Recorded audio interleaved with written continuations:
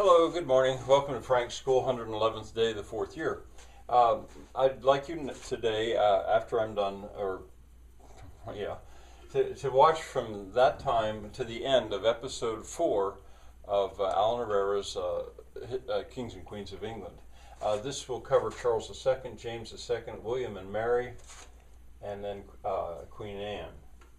And Sophia that isn't her title, but Sophia will be discussed, and she was from Hanover. That I wanted to point out, Hanover. Hanover is in northern Germany, and it will become important. Germany, mind you. William, he was from the Netherlands. All right, during Charles II, when he came back, he'll tell you about this, but I like to highlight things and write some things down. The plague struck England. He gave the year 65 when it arrived.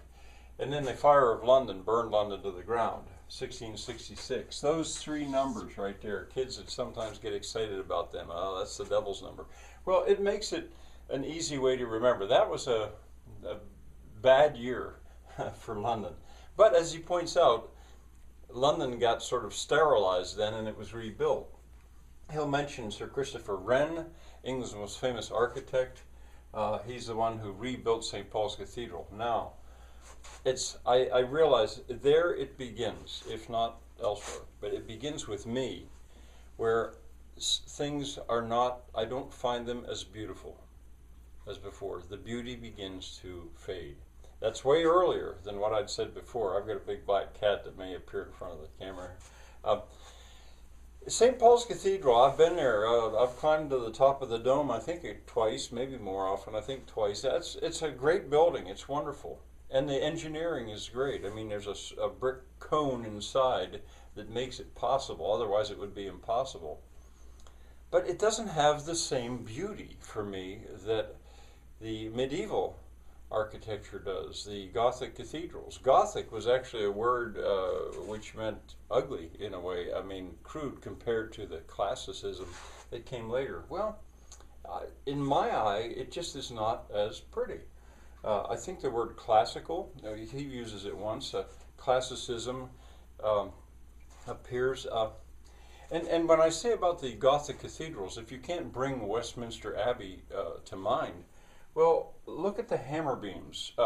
Twice you're going to see inside Westminster Hall the beautiful woodwork of those hammer beam trusses that hold that roof up. That kind of beauty is so much more powerful for me than the beauty of St. Paul's Cathedral, in spite of its grandeur and its size. Now, you see, I'm a teacher of the humanities. I'm not a history teacher, and so I'm looking at how humans expressed themselves, what they did, what they left us, the classics that they left us. So he doesn't even mention Henry Purcell.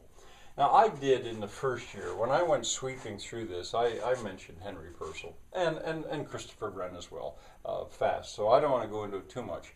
But just since we're going through there, what a contrast. He was a composer, one of the very early Baroque composers. And what a contrast between, for example, Rejoice in the Lord Alway, which I could not find what I felt was the perfect version of it on YouTube to give you, but it's a wonderful short religious piece. And then he wrote catches, and catches are these amazing body songs that were sung in taverns. And so, Saturday night he'd maybe be writing and singing, or not writing, but singing and hearing catches in taverns.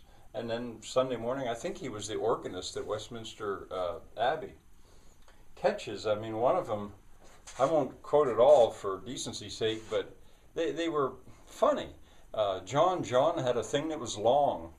Mary had a thing that was hairy. John put his thing that was long.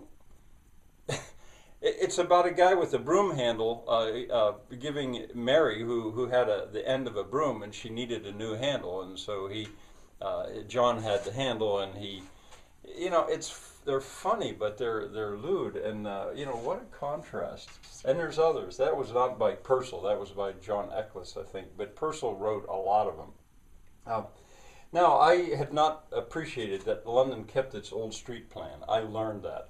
Later on, Paris which looked like the left bank, I suppose all of Paris, with these little thin little, skinny little streets and timber frame buildings. In Paris, they leveled them and straightened out the roads so a cannon could fire straight down the Champs-Élysées, for example. Well, in London, they left all the crooked streets when it had to be rebuilt, but it had to be built out of brick and some other things. Well, he'll say about that. Now, Charles was very un-Puritan. He calls it un-Puritan, which, see, that period, I didn't write it down. I better write it right now. That's known as the Restoration. There's a movie by that name based on a book called Restoration. It was an amazing time, and it actually didn't leave us too much that we still value. But it means that the king was restored to the throne. And you know, as I say, Alan Herrera explains this really well. Eventually, when after James II wasn't going to work, and you're going to hear the word bloody assizes.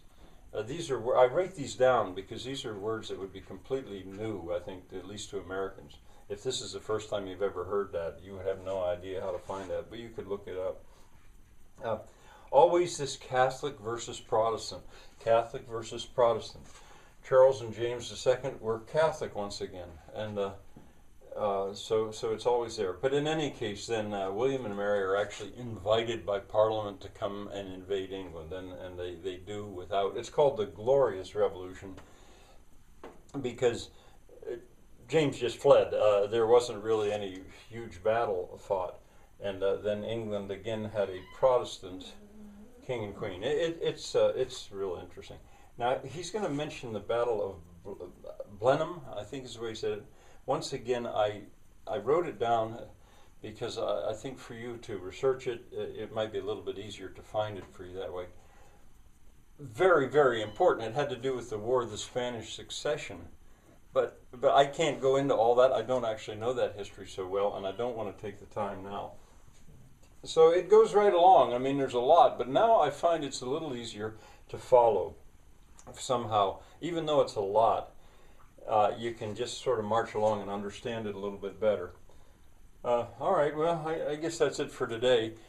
Next time we're going to go into the Hanoverians in the 18th century. Bye for now.